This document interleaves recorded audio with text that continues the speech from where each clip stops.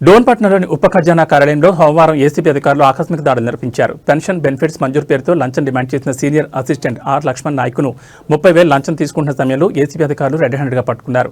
Dhone municipal కార్యాలయంలో revenue అధికారిగా పనిచేసిన శ్యామరాజు 30/6/2025న పదవి విరమణ చేశారు.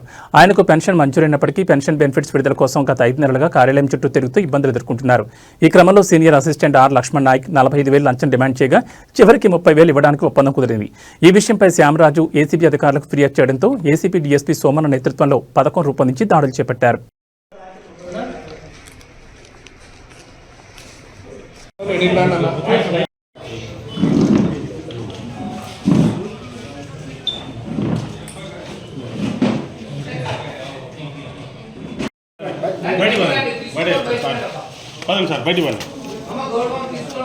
అదే పంపిస్తాను సార్.